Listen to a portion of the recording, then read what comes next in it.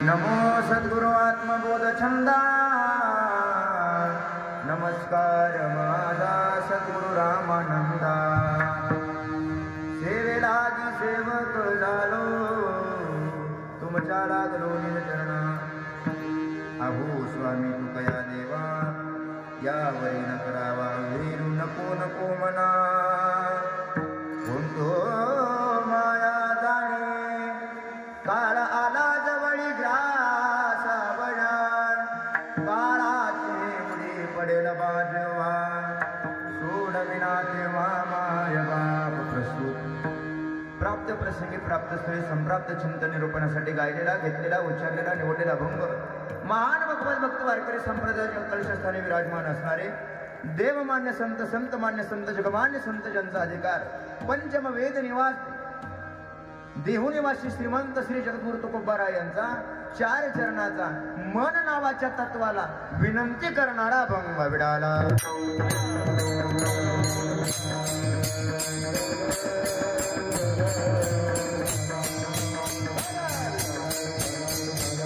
प्रस्तुता भंगा जगद्गुरु श्री तुकोबाराय मन नावाच्या तत्वाला विनंती करतात. श्री तुकोबाराय बोलतात, हे मना या माया जाळामध्ये तू गुंतू नको.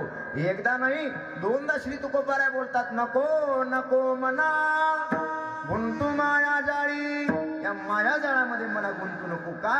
श्री तुकोबाराय बोलतात की काळ नावाचं तत्व तुला खाण्यासाठी टपून बसलेलं आहे आणि या काळाच्या तळाक्यातून आजपर्यंत तुला कोणी सोडू शकणार नाही. सोडविना तेव्हा माय बाप काळाची हे उडी पडेल बाजेवान सोडविना तेव्हा माय बाप या काळाच्या तडाक्यातून ना तुला आई सोडवेल ना बाप सोडवेल. जगद्गुरु श्री तुकोबाराने विचारलं, महाराज आई बाप नाही तो पण आमचा एखादा श्रीमंत माणूस ओळखीचा आहे, तो सोडविल का? श्री तुकोबाराय बोलतात, किती श्रीमंत ओळखीचा आहे? त्याने सांगितलं, खूप श्रीमंत. महाराज बोलतात, श्रीमंताच्या यादीमध्ये एक नंबर ज्याचा लागतो त्याचं नाव आहे राजा. असा राजा सुद्धा तुला या काळाच्या तडाक्यातून सोडवणार. सोडविना राजा देशीचा चौधारी आणि कचोयारी भली भाली. जिथं राजा सोडू शकत नाही तिथं आणखी सोयरी भले भले काय करणार आहेत बरं? तुकोबारायांचं थोडस चिंतन करा. श्री महाराज बोलतात, जिथं राजा सोडू शकत नाही तिथं बारके बारके सोयरे काय सोडू शकणार आहेत बरं? काय सोडू शकणार नाहीत बुवा. तुकोबाराने विचारलं, महाराज राजा सोडू शकत नाही, सोयरे सोडू शकत नाहीत, मायबाप सोडू शकत नाहीत, या काळाच्या तडाक्यातून नक्की सोडवेल तरी कोण? श्री तुकोबाराय बोलतात की त्याचं एकच नाव आहे, चक्रपाणी. हा चक्रपाणी नावाचा भगवान परमात्मा तुम्हाला आणि मला या काळाच्या तडाक्यातून सोडवेल, पण त्यासाठी त्याच्याकडे गेलं पाहिजे. तुका म्हणे तुला सोडविना कोणी एका चक्रपाणी वाचून या. एका चक्रपाणी म्हणजे काय बरं? त्याची दोन कारण आहेत. एक परमात्माच आम्हाला सोडू शकतो किंवा या जगामध्ये एकच परमात्मा आहे, दुसरं तत्वच नाही बुवा विडाला. एक परमात्मा विविध नावाने, एक परमात्मा विविध वस्तूने नटलेला आहे, म्हणून एकच परमात्मा. तू मे राम मू मे राम जग मे राम सर्व गटी राम देहा एक. सूर्यप्रकाशक शस्त्रलक्ष्मी गतिर्भरता प्रभु साक्षी निवास शरणम सुरुत प्रभव प्रलयस्थानम निदानम बीजमयम. ज्ञानोबरांची उभ्या श्लोकाखालची ज्ञानोबराय बोलतात, आतवा भंगाराशी अलंकारू. ज्ञानोबराय बोलतात, भंगाराशी अलंकारू. भंगार म्हणजे काय बरं? भंगार म्हणजे आपलं भंगार नाही बरं. भंगार म्हणजे सोनं. सोन्याचेच सगळे अलंकार होतात, बियाचीच सगळी झाडं उगवतात. अर्जुनाला उपदेश करत असताना भगवान परमात्मा बोलतो, अथवा भंगाराशी अलंकारू का बिदची झाले तरू तैसा मजे एकाचा विस्तारू ते हे जग. अर्जुना, अरे जसं सोन्याचे अलंकार होतात, बियाचे झाडं उगवतात, तसं माझ्यापासूनच सर्व जग निर्माण होतं विडाला.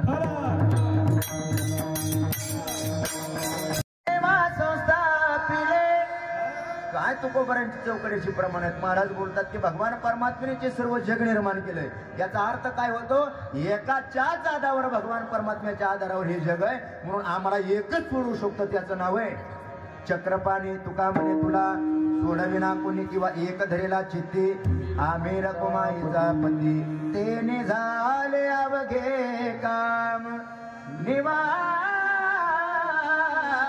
निवारला भवभ्रम. त्याच्याशिवाय केल्याशिवाय तुम्ही आम्हाला कोणी सोडू शकत नाही. मन नावाच्या तत्वाला श्री जगद्गुरु तुकोबाराय विनंती करतात, हे म्हणा या मायाजाळामध्ये गुंतू नको. अभंगाच्या 4 चरणाचा 4 वाक्याचा अर्थ पाहायचा म्हटलं ना तर 4 वाक्य लक्षात ठेवा. श्री तुकोबाराय बोलतात मनाला या मायाजाळामध्ये गुंतू नको. एक गुंतला तर मायबाप सोडवणार नाही, 2 राजा सोडवणार नाही, 3 सोडवणारा फक्त जगाचाच बाप आहे, 4 विठाला.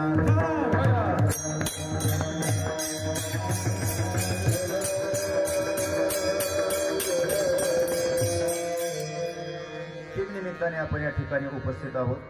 आधी सगळ्यांना माहित आहे वैकुंठवासी कैलासवासी डॉक्टर सुखदेव रामलिंग पाटील यांचं हे प्रथम वर्ष श्राद्ध.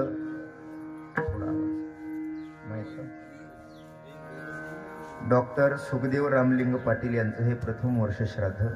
या वर्ष श्राद्धाच्या निमित्ताने या पाटील कुटुंबियाने घडवून आणलेला हा सुंदर असा एक दिवसीय कीर्तन उत्सव, यामध्ये ज्ञानदान असेल, अन्नदान असेल, द्रव्यदान असेल, अशी विविध पद्धतीची दानं या पाटील कुटुंबियाच्या वतीने या ठिकाणी एक दिवसीय कीर्तन उत्सवामध्ये होत आहे. त्यांच्या पश्चात त्यांच्या पत्नी लक्ष्मीबाई सुखदेव पाटील, यांची मुलं राजेंद्रजी सुखदेव पाटील, संतोष सुखदेवजी पाटील, अशी 2 मुलं, आईसाहेब आणि गेल्या वर्षी निवर्तलेले वैकुंठवासी डॉक्टर सुखदेव रामलिंग पाटील, असा हा त्यांचा गोड असा परिवार. या परिवाराचं कौतुक करावं तितकं थोडं आहे महाराज. कारण हा परिवार पाहिल्यानंतर समजतं बुवा, भात ओळखायचा असेल तर शीतावरून ओळखावा, झाड ओळखायचं असेल तर फुलावरून ओळखावं, अंगण ओळखायचं असेल तर दारावरून ओळखावं, तसं मुलं ओळखायची असतील तर आईबापाच्या संस्कारावरून ओळखावी बुवा. मुलं जर ओळखायची असतील ना, शुद्ध बीजा पोटी फळे रसा गोमाटी मुख्य अमृताची वाणी, या आईबापाच्या संस्कारावरून या मुलांचं चरित्रच आपल्याला पाहायला भेटतं महाराज. वैकुंठवासी डॉक्टर साहेबांचं जीवन, बरंचसं जीवन आमच्या भागामध्ये अर्थात केम गावी गेलं महाराज. बरंचसं जीवन, एक तोला मोलाचं व्यक्तिमत्व. या व्यक्तिमत्वाला एक शेवटची भावपूर्ण श्रद्धांजली अर्पण करण्यासाठी या परिसरातील सर्व दिग्गज वारकरी मंडळी, या गावातील समस्त ग्रामस्थ, भजनी मंडळ, धानोरा परिसरातील सर्व गायनाचार्य, मृदुंगाचार्य, आपतेष्ट, नातलग, सगळे सोयरे, पै पाहुणे मंडळी, मित्र मंडळी, या परिवाराच्या सुख आणि दुःखामध्ये सहभागी होणारी सर्वच मंडळी या ठिकाणी आवर्जून उपस्थित आहेत. तुमच्या चरणावर लाख लाख वेळा अभिवादन करतो. त्याचबरोबर या कीर्तनासाठी आवर्जून उपस्थित असणारे आणि ज्यांच्यामुळे इथे येण्याचा योग आला, माझ्यावर नितांत प्रेम करणारे आमचे हरिभक्तपरायण बाबूराव आप्पा तळेकर, आप्पामुळे इथे येण्याचा योग आला. त्याचबरोबर आमच्या बरोबर आलेले आमचे हरिभक्तपरायण केम गावचे हरिभक्तपरायण आमचे नाना गोरख नाना तळेकर, ते या कीर्तनासाठी आवर्जून उपस्थित आहेत. आमचे हरिभक्तपरायण गायनाचार्य, गाणकोप, अगदी 2-3 जिल्ह्यामध्ये ज्यांचं नाव आहे. आमचा सोलापूर जिल्हा असेल, आणखी इकडं धाराशिव जिल्हा असेल, पलीकडं अहिल्यानगर जिल्हा असेल, 2-3 जिल्ह्यामध्ये ज्यांचं नाव आहे आमचे बाळासाहेब अर्थात तात्या महाराज हजारे तात्या या ठिकाणी आवर्जून उपस्थित आहेत. आमच्या हरिभक्तपरायण सुरुवातीची चाल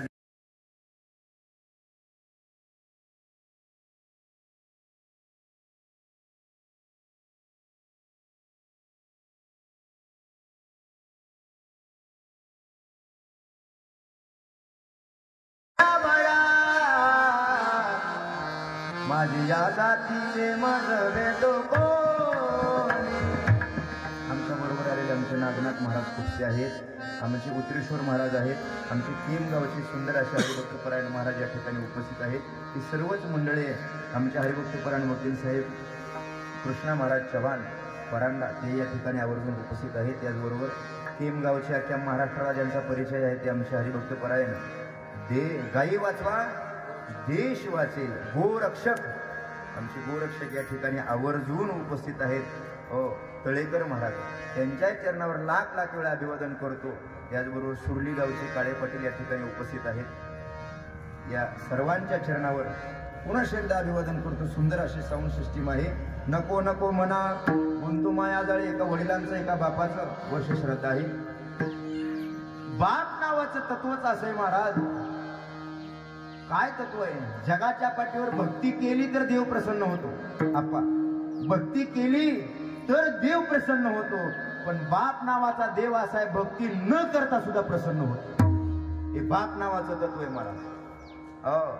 त्याला तुम्ही गोड नाही बोलला तरी सुद्धा मुलांवर कृपा करण्याचे सामर्थ्य फक्त बापावर असतं. म्हणून जगद्गुरु श्री तुकोबारायांनी बाप नावाचं तत्व रेखाटत असताना आईचे अभंग अनेक लिहिले. आईचे अभंग लिहित असताना तुकोबारायचं मला वाटतं धाडस झालं असेल, पण बाप नावाचं तत्व लिहित असताना तुकोबारासारख्या साधू पुरुषाचं सुद्धा जास्त धाडस झालं नाही. बाप लिहित असताना आईचे अनेक अभंग आहेत, पण बापाचा अभंग गाथ्यामध्ये एकच आहे महाराज. बाप करी गोडी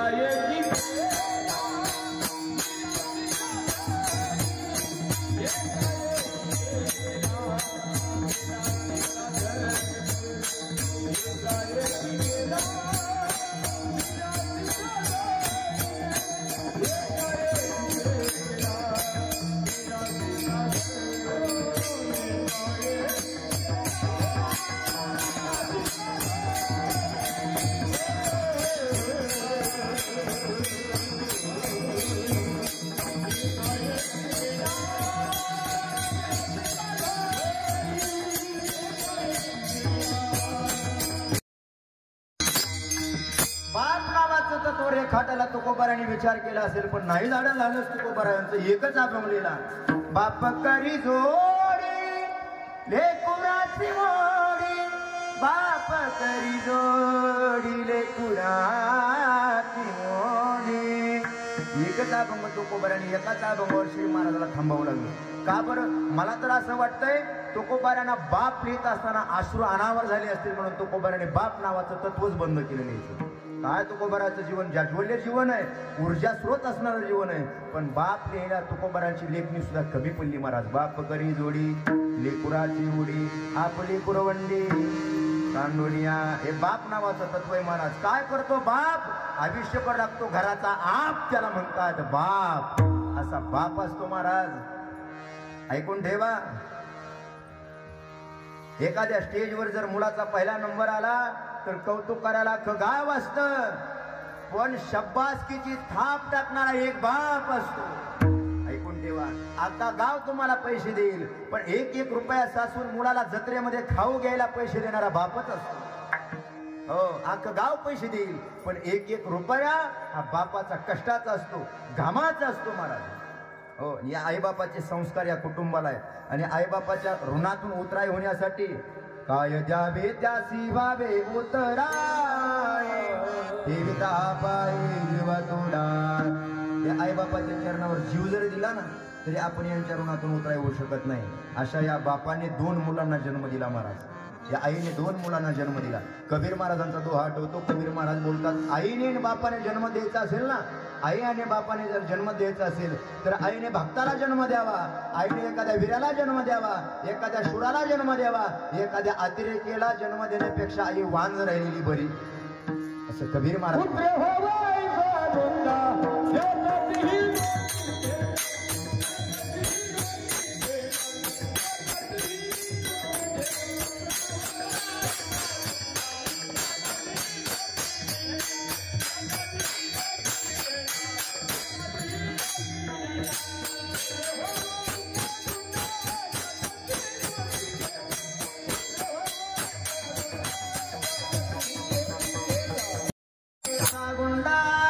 त्याचा तिही लोकी झेंडा, असा मुलगा जन्माला घालावा बुवा.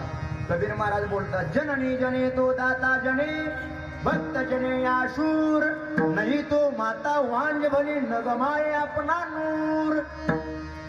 आईने जर जन्म दिला ना, एखाद्या शूराला जन्म द्यावा. शूर आम्ही सरदार आम्हाला काय कुणाची भीती, अशा मुलाला जन्म द्यावा, वीराला जन्म द्यावा, संतांना जन्म द्यावा. एखाद्या अतिरेक्याला जन्म देण्यापेक्षा आई वांज राहिलेली बरी. आईने वीराला शुराला संतांना देशाच्या गावाच्या परमार्थाच्या कामाला येणारा एखादा मुलगा जन्माला घालावा. बापाने आईने अशा मुलांना संस्कार द्यावे. बुवा शुद्ध बीजापोटी फळे रसाळ गोमटी एकच प्रसंग सांगतो ना अभंगाकडे बोलतो. बाप नावाचं तत्व काय असतंय का?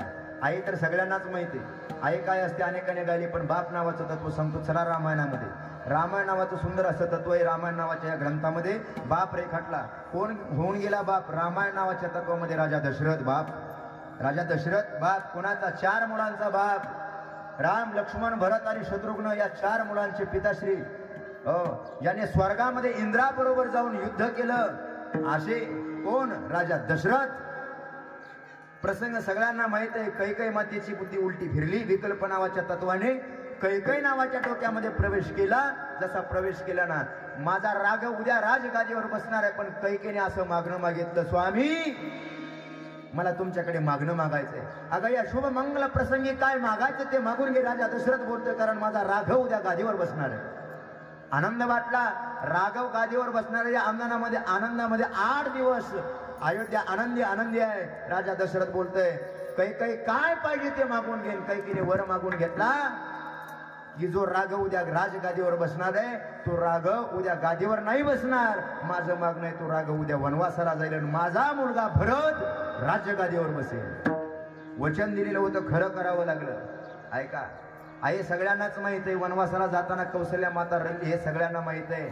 सुमंत नावाच्या प्रधानाला बोलवलं. सुमंता, अरे कैकईच्या मूर्ख वागण्यामुळे माझ्या राघवाला वनवास मिळालाय, पण ऐकून ठेव, या राघवाला आपल्याच अयोध्येच्या शेजारी एक झोपडी बांधून ठेव. प्रभू रामचंद्र म्हणले, बाबा प्राण जाई पर वचन ना जाई. मेलो तरी चालेल, पण रघुकुळाला कलंक लावणार नाही. तुम्ही आईला शब्द दिलाय ना, 14 वर्षाचा वनवास, 14 वर्षाचा वनवासच पट्ट्या बघून येणार. प्रभू रामचंद्र निघाले वनवासा निघाले.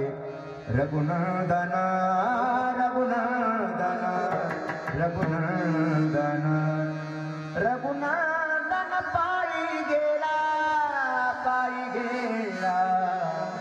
सुमंत नावाचा प्रधान आलाय. सुमंताने त्या भगवान मर्यादा पुरुषोत्तम प्रभू रामचंद्राला रथात बसवल्या. दशरथ बोलते, सुमंता ते समोरचं वन दिसतंय, तिथून फिरून माघारी घेऊन ये. ऐका, सुमंताला सांगितलेली आज्ञा सुमंत पाळण्यासाठी निघाला. राघवा, तुमच्या बाबाने मला आज्ञा दिली आहे, 2-4 दिवस फिरून पुन्हा राघवाला माघारी आणायचंय. प्रभू रामचंद्र बोलतात, सुमंत प्राण जाई पर वचन ना जाई. एकदा बाबाला वचन दिलंय ते खोटं करणार आहे. 14 वर्षाचा वनवासच भोगून येणार आहे. रिकामा रथ घेऊन सुमंत रात्रीच्या 12 वाजता अयोध्येत प्रवेश करतात. दिवसा का करत नाहीत? माझे नाथ बाबा कारण सांगतात, दिवसा जर केलं असतं ना प्रवेश अयोध्येमध्ये, आणि जर सगळ्या अयोध्येने पाहिलं असतं की रथ मोकळा झाला, तर सगळ्या अयोध्येनेच प्राण सोडून दिले असते. इतकं प्रेम रघुवंशाच्या राघवावर अयोध्येने केले होते. राजा दशरथाने विचारलं, सुमंत राघव कुठं आहे?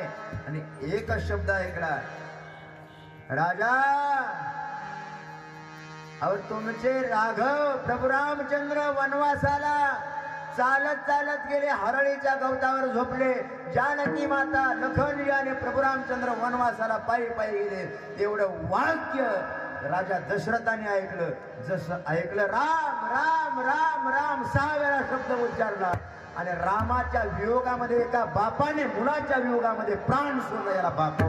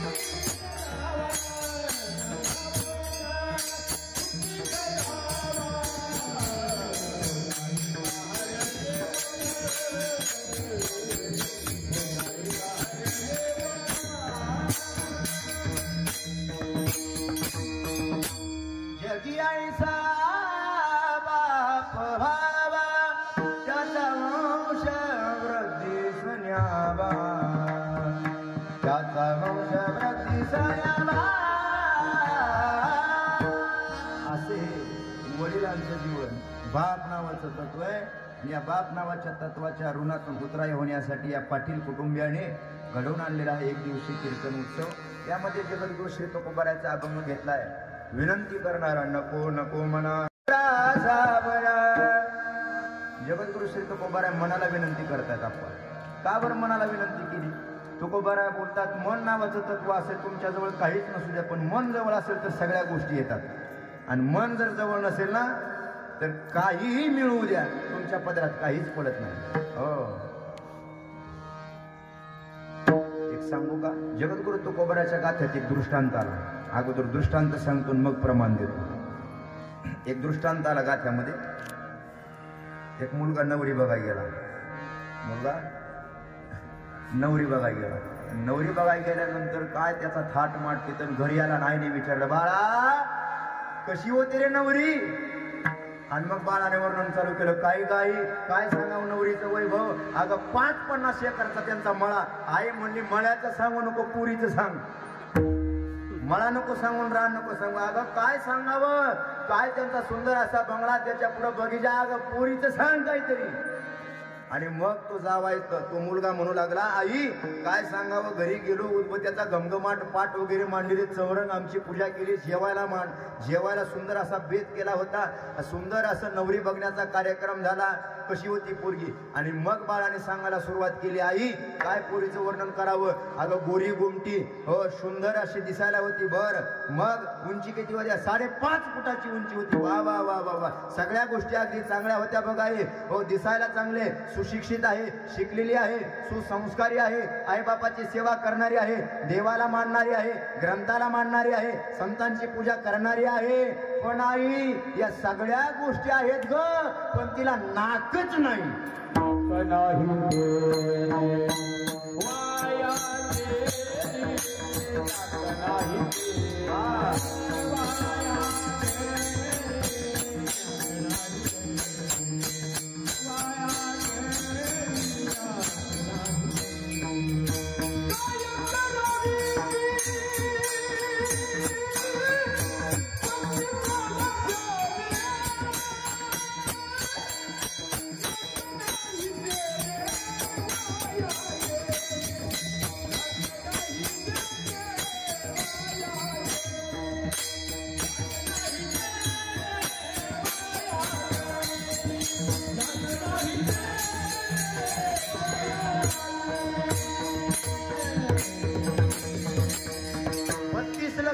ब्राह्मण का काळ करून बघून आल्यानंतर 36 गुण उतरतात. काय करावी ती 32 लक्षणे ना करावी वाया गेली. काय करावं बरं. सगळ्या गोष्टी चांगल्या पण नाकाचाच पत्ता नाही. तसं परमार्थामध्ये सगळ्या गोष्टी श्रीमंती आहे पैसा आहे चांगली माळ आहे चांगला बुक्का लावतोय रोज भजन कीर्तनाला जातोय पण मन नावाचं तत्व जाग्यावर नाही. नाक नाही त्याने वाया गेली. परमार्थाचं नाक काय असेल तर मन आहे. परमार्थाचं नाक काय आहे मन आहे. आपलं मन नावाचं तत्व स्थिर असावं. श्री जगद्गुरु तुकोबाराय बोलतात नको नको मना गुंतू माया जाळे. मन नावाच्या तत्वाला श्री तुकोबाराय एका जाग्याला थांबायला सांगतात. मना ते धाव गे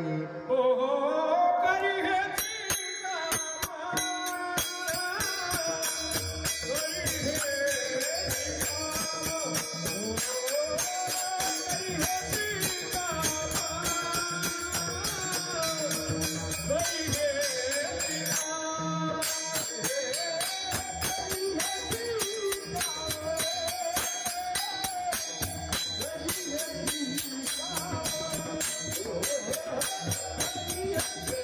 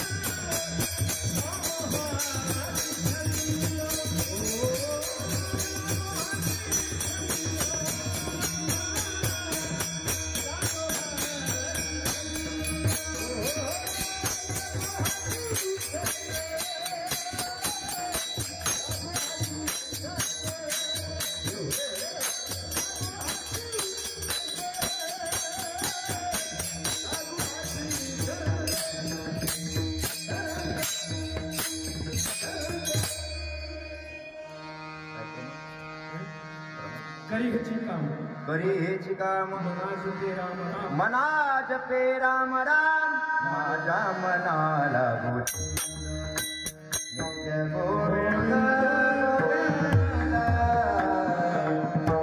कळलं का बघा परमार्थ मनाचा नसावा मनापासून असावा मनाचा परमार्थ केला तर रोज नवीन संप्रदाय निघेल मनाचा परमार्थ रोज वेगळीच माळण वेगळाच बुक्का वेगळाच गंध असेल वेगळाच मार्ग असेल पण मनापासून परमार्थ असावा मनोमार्गी गेला तो तेचे मुकला आणि पाठ शिरावला तो परमार्थ मनापासून असावा बुवा परमार्थ कसा असावा मनापासून असावा बिंबीच्या देठापासून असावा परमार्थ ऐका मन नावाचं तत्व असं विचित्र आहे मन जर प्रसन्न असेल तर सगळ्या गोष्टी साध्य होतात मन करा रे प्रसन्न सर्व सिद्धीची साधन मोक्षाचं बंधन सुख समाधान इच्छा ते मन के हारे जो हारे कवी कलशाचे वाक्य आहे धर्मवीर संभाजी महाराज ज्यावेळेस त्या औरंगजेबाच्या ताळ्यात सापडलेत ना त्यावेळेस कवी कलश छत्रपती धर्मवीर संभाजी महाराजाकडे पाहून म्हणतो मन के हारे जो हारे मन के जीते वो जीते काय कवी कलशाची वाक्य आहेत बुवा दत्तोपंत होऊन गेले ते मृत्यूच्या थारोळ्यात आहेत आणि त्यांना विचारलं रडायचं का अजून ते म्हणले बचेंगे तो और भी लढे ते म्हणत नव्हतं त्यांचं मन म्हणत होतं त्यांचं मन म्हणत होतं आपलं मन सुद्धा प्रफुल्लित असावं बुवा मन करा रे प्रसन्न सर्व सिद्धीचे कारण मोक्षात्वा बंधन सुख समाधान इच्छा ते अरे आमचा राजा 40 दिवस जखडला त्या औरंग्याने जखडा लावला आमच्या राजाला हो आणि महाराष्ट्रामध्ये त्याची कबर अजून ठेवली काय दुर्दैवी गोष्ट आहे महाराज किती कठीण गोष्ट आहे हो बोललो असतो पण आता हे उघडे माईकवर नाही तर नको आता हा ऐका आमचा राजा 40 दिवस साखळदंडाने बांधलेला छत्रपती धर्मवीर संभाजी महाराजांचा पिक्चर जर कोणी बघितला असेल ना त्या पिक्चर मध्ये दाखवलंय मला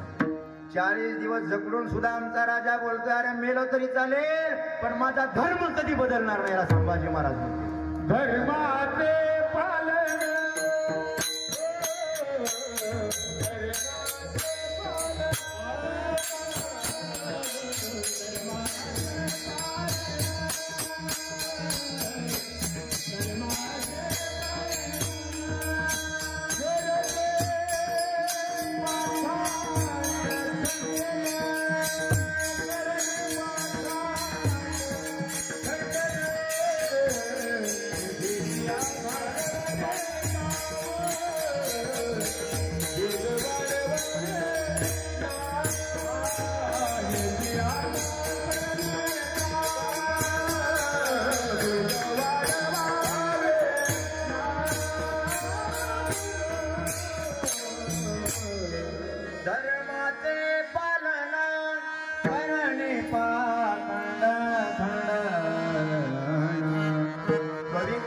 एकच वाक्य सांगतो मनाच्या तत्वाकडे येतो ऐका तो काय म्हणतो माहितीये का औरंग्याला ए औरंग्या अरे फौज तुझी आहे मराठीत सांगतो बरं का तुझी सगळी फौज आहे तुझे हत्ती आहेत तुझे घोडे आहेत तुझं सगळं सैन्य आहे पण रुबाब मात्र माझ्या राजाचा आहे रुबाब मात्र माझ्या सगळं तुझं आहे पण रुतबा मात्र माझ्या छत्रपती धर्मवीर संभाजी महाराजांचा आहे हे कोण बोलत होतं कवी कलश नाही त्यांचं मन बोलत होतं मन नावाचं तत्व खूप महत्वाचं आहे म्हणून महाराज बोलतात नको नको म्हणा अभंगाच्या पहिल्या चरणाकडे वळायचं आहे का क्षेत्र कोणतंही असो प्रस्तावना सांगतो क्षेत्र कोणतंही असो प्रत्येक क्षेत्रामध्ये आज भांडवल पाहिजे भांडवलाशिवाय तुम्हाला पर्याय तुम्हाला शेती करायची भांडवल पाहिजे परमार्थ करायचा आहे भांडवल पाहिजे व्यापार करायचा आहे व्यवसाय करायचा आहे भांडवल पाहिजे नाही चोरी करायची तरी भांडवल पाहिजे चाडी करायची तरी भांडवल पाहिजे सगळ्याची भांडवल तुकोबाऱ्याच्या गाथ्यात आले आणि शेवटी सांगतो संतांचं भांडवल देवाचं भांडवल आणि साधकाचं भांडवल पाहून अभंगात प्रवेश करायचा सगळी प्रमाण सांगतो ऐका तुम्हाला शेती करायची आहे ना शेतीचं भांडवल वेगळं कष्ट हे शेतीचं भांडवल आहे महाराज हो 12 महिने उगं बोंबलत फिरायचं मग त्याने शेती होत असते का बुवा शेती होणार शेती करण्यासाठी अंगातून घाम निघेपर्यंत कष्ट करावं लागतं विद्यार्थ्याचं भांडवल काय आहे विद्यार्थ्याचं भांडवल आहे 12 महिने झोपी घ्यायची आणि परीक्षे दिवशी पुस्तक फाडून टाकायचं हे विद्यार्थ्याचं भांडवल आहे का 12 महिने अभ्यास करावा हे विद्यार्थ्याचं भांडवल आहे पैलवानाचं भांडवल काय आहे जत्रा आली की 2 दिवस अगोदर जोर बैठका काढायच्या. बरगडी ती राहील का मैदानात? राहील. वर्षभर व्यायाम करावा नाना. हे पैलवानाचं काय आहे? भांडवल आहे. वर्षभर अभ्यास करावा हे विद्यार्थ्याचं भांडवल आहे. आयुष्यभर कष्ट करावं हे शेतकऱ्याचं भांडवल आहे. आता आहे का मूर्ख माणसाचं भांडवल काय आहे बरं? मूर्ख माणसाचं भांडवल घ्या तुकोबरायचं प्रमाण. जाय तिकडे पिढी लोका जोडी भांडवल तुमका. मूर्खाचं भांडवल जाईल तिकडे लोकांना पिढ्या द्यायची. हे मूर्खाचं भांडवल आहे बरं. म्हणून गावगाव लोक असतील. असा एखादा आला ना लोक म्हणते आली बघा पिढा. काय म्हणते? आली बघा पिढा. ते भांडवलच आहे त्याचं पिढा देणं लोकांना. मूर्खाचं भांडवल आहे लोकांना पिढा देणं. चोराचं भांडवल आहे चाडी लावणं. चारी चोडा भांडवला. चोराचं भांडवल आहे चाडी लावणं. सगळ्या गोष्टी सगळ्या प्रमाणात तुम्हाला माहित आहे. देवाचं भांडवल काय आहे? देवाचं भांडवल काय? देव कुठल्या भांडवलावर राहतो? तर देवाचं भांडवल रिद्धी सिद्धी हे तुझे मुख्य भांडवल. देवाचं भांडवल रिद्धी आणि सिद्धी भक्ताला प्रदान करून टाकणं. संतांचं भांडवल काय आहे बरं?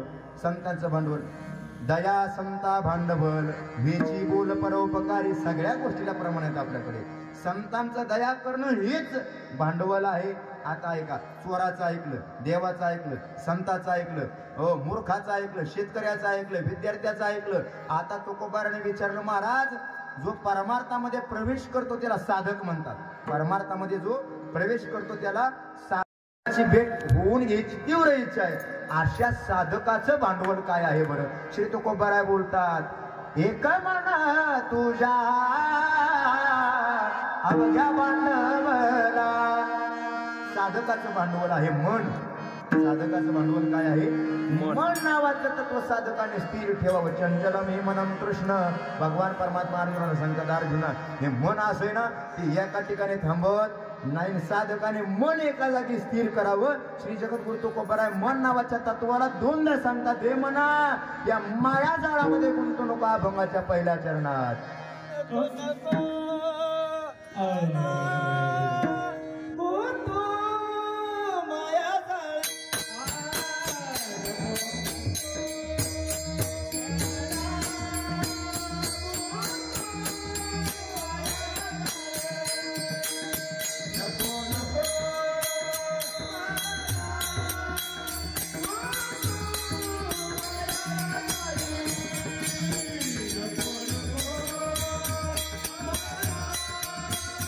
What?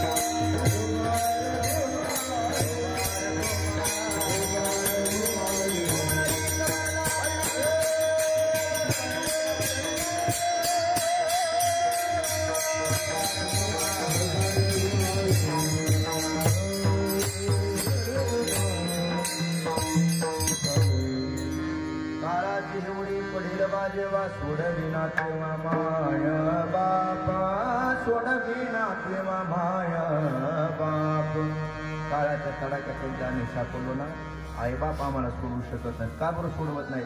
आईबापच एक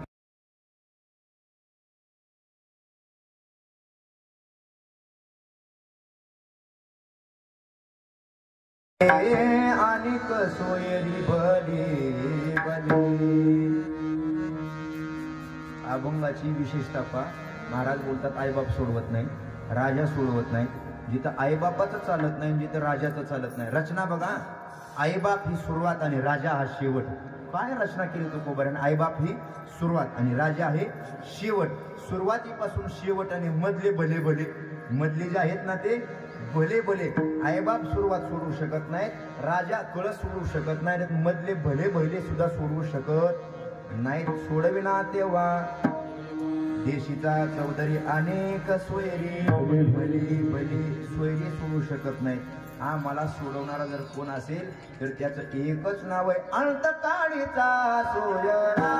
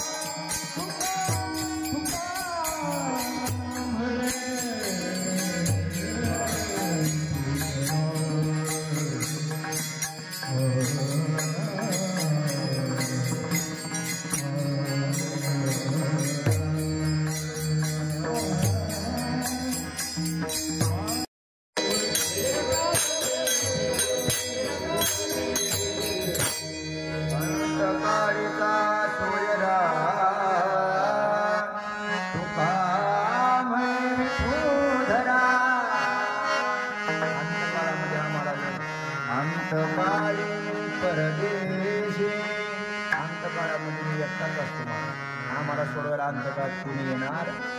देहग्रहाची कामिनी तिथवरही भुवनी मी जळत असे स्मशानी अग्नी समेतला धनदारा पुत्र जन बंधू सूय सर्वांनी त्यारे जाणून चरणारी गा देवाशिवाय आम्हाला कोणी सोडवणार नाही. त्याच्या जवळच गेलं पाहिजे म्हणून शरण जावे सर्व भावे देवासी. त्याच्याशिवाय आम्हाला कोणी सोडत नाही. त्याच्या चरणाजवळ जर गेलो ना तो आम्हाला सोडवी. कोळी असतो ना कोळी, तो मासे पकडायला जातो ना. कोळी समाजाचा माणूस काय करतो? मासे पकडायला जाळं घेऊन जातो. जाळं घेऊन गेल्यानंतर तो असं जाळं पाण्यात फेकतो. या जाळ्यामध्ये अनेक मासे सापडतात त्या कोळ्याला, पण त्या तळ्यामध्ये एक हुशार मासा असतो. कोणता? जो जाळ्याकडे जात नाही, कोळ्याच्या पायाजवळ राहतो. जाळ्याकडे जात नाही, कुठं राहतो? कोळ्याच्या पायाजवळ. अशा कोळ्याने 10-5 जरी जन्म घेतले तरी पायाजवळच्या माशाला जाळ्यात अडकू शकत. जाळ्यात कोणता मासा अडकतो? जो पायापासून लांब जातो तो अडकतो. पायाजवळचा माणूस कोळ्याच्या जाळ्यात अडकत नाही. सिद्धांताकडे या. भगवान परमात्मा हा कोळी आहे. भगवान परमात्मा हा कोळी आहे. काळ हे जाळं आहे आणि तुम्ही आम्ही हे मासे आहोत. आम्ही जर कोळ्याचा पाय सोडला तर जाळ्यात अडकतो आणि कोळ्याचा नाही पाय सोडला तर कोळ्याच्याच माथ्यावर बसतो. हो, त्याचे पाय घाला मिठी मोडले जगाची बाबा एकासाठी हंदी वाहे आपुल्या. त्याच्या जवळ राहायचं महाराज. त्याच्या जवळ जर राहिलो ना आणि त्याचं होऊन राहिलं तर तो आम्हाला सोडवेल. कसं सोडवेल एक दृष्टांत सांगतो ना. अभंगाच्या 4थ्या चरणाकडे वळतो. त्याच्याकडे फक्त राहायचं, त्याचं म्हणून राहायचं किंवा त्याला आवाज द्यायचा. त्याला आवाज दिला ना तो धावतच येतो. कृष्णा संकट पडले आम्हा बारी. फक्त आवाज द्यायचा, आवाज. गावामध्ये पाटलाचं कुत्र लई आगाऊ होतं. पाटलाचं कुत्र असं कडक होतं, दिसला की फाडून टाकायचं. दिसला की असं चवताळायचं कुत्र, कमर एवढं कुत्र, कारवानी ईदभर कानाचं, लांबक्या शेपटाचं. हो, त्याला पाहिलं तर वाघ आल्यासारखं वाटायचं पाटलाचं कुत्र. आका गाव पाटलाच्या नादी लागायचं पण कुत्र्याच्या नादी लागत नव्हतं. लोक म्हणायचे पाटील बरा पण पाटलाचं कुत्र लय विचित्र. आणि अशा गावात एक नवा वारकरी आला होता. वारकरी विचारलं, गाव गावात श्रीमंत कोण आहे? पाटील. त्याच्या घरी निघालो. अहो, कोणाच्या घरी जा पण पाटलाच्या घरी जाऊ नका. का बरं? त्याचं कुत्र असं विचित्र आहे, माणूस नवा दिसला की धरते नरडीचाच गोट घेते. वारकऱ्याने काय ऐकलं नाही. धाड धाड धाड धाड धाड पाटलाच्या दारात गेला. तसं पुढून वाघासारख्या झ्यापात टाकतच पाटलाचं कुत्र आलं. आता गाव सांगतं, हे वारकऱ्या, अरे वाचायचं असेल तर फिर माघारी, तू आता कुत्र्याच्या तडाख्यातून वाचणार नाही. तसं कुत्र धाड धाड धाड झ्यापात टाकीत आलं. वारकऱ्याला आडवा केला आणि त्याच्या छातीवर बसलं. आता नरडीचा घोट घेणार. वारकरी लय हुशार. वारकरी हुशारच असतो महाराज. वारकऱ्याने अंगणातच आवाज दिला, पाटील तुमचा कुत्रा. पाटील आज चमच्याने लिंबू पिळून कांदा पोहे खात होते. ते कांदा पोहे खाता खाताच पाटलाने आतूनच आवाज दिला, हे मोत्या इकडे. कुत्र्याला काय आवाज दिला? मोत्या इकडे. ते आपलंच वारकरी आहे. आवाज काय दिला? एवढा आवाज दिला जे नरडीचं घोट घेणारं कुत्र होतं, वारकऱ्याच्या छातीवर बसलेलं होतं. ऐकून तेव्हा तेच कुत्र वारकऱ्याच्या पुढे गोंडा गोळायला लागलं. माझा दृष्टांत संपला. सिद्धांताकडे या. ऐका, पाटील रूपी भगवान परमात्मा त्याच्या ताब्यातला काळ रूपी कुत्रा. त्याच्या ताब्यातला काळ रूपी कुत्रा. तुम्ही आम्ही वारकरी आहेत. या काळ रूपी कुत्र्याच्या तडाख्यातून जर वाचायचं असेल तर पाटील रूपी भगवान परमात्म्याला आवाज दिला पाहिजे. आणि त्याने एकदा का आपल्याला जवळ घेतलं की काळ सुद्धा आपल्या पुढं माग पुढं गोंडा घोळल्याशिवाय राहणार नाही. काळ गुलाम सलाम करी तुकया घरी पाहिजे बरं. पाटील म्हणजे भगवान परमात्मा. हो, पंढरपूर पाटणी गा महाराजा सार्वभौम. विठो पाटील त्याचे नाव. त्या पाटलाला आवाज दिला पाहिजे. आणि तो पाटील आपल्या काळ रूपी कुत्र्याला लगेच आकळतो. आणि मग तो मात्र प्रयाण काळे देवे विमान पाठविले, घडीच्या काळा माझे अद्भुत वर्तविले. एकच मिनिट घेतो बरं का आपला. जगद्गुरु श्री तुकोबराय फाल्गुन वद्य द्वितीयेच्या दिवशी वैकुंठाला निघाले. म्हणून वैकुंठाला जात असताना अख्खा गाव एकत्र आला. बघता काय अख्खे स्वर्गातले देव एकत्र आले. त्यात यम नावाचं तत्व होतं. यमही आलं धरून आणल्यासारखं भिंतीच्या कोपऱ्याला टेकून बसलं होतं. यमाकडे तुकोबराने पाहिलं आणि यमाला आवाज दिला, हे यमड्या. आवाज दिला, यमड्या इकडे. यमाला आनंद वाटला. यम थरथरच कापत आला. एखाद्या श्रीमंत माणसाने गरीबाला आवाज द्यावा. गावातल्या श्रीमंत माणसाने, जागीरदाराने, ज्या जागीरदाराला पाहायचं म्हटलं तरी 2-3 दिवस लागतात, ज्या जागीरदाराला भेटायचं म्हटलं तर 2-4 दिवसांनी भेट होती, अशा श्रीमंत माणसाने गरीब माणसाला आवाज दिला, इकडे इकडे. हाक मारून आवाज दिला. गरीबाला किती आनंद होतो. तसंच या मला जरा नियम धावतच आला. जी जी जी तुकोबारा काय काम आहे बोला, तुमचं काय काम आहे, काय काम काढलं गरीबाकडे ये म्हणतो तुकोबारानं. काय काम काढलं? तुकोबारा म्हणले वाघ खाली. महाराज काय म्हणले? खाली वाघ.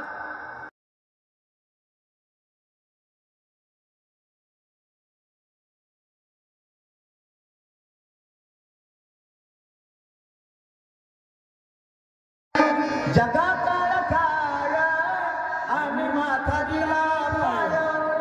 जगाला काळ खातो पण त्या काळाच्या माथ्यावर आम्ही पाय देऊन वैकुंठाला गेलो. त्याचं एकच कारण आहे, आम्ही परमात्म्याला आवाज दिला, तोच आम्हाला सोडवणार आहे. दुसरं कोणी सोडवणार नाही. अभंगाच्या 4थ्या चरणात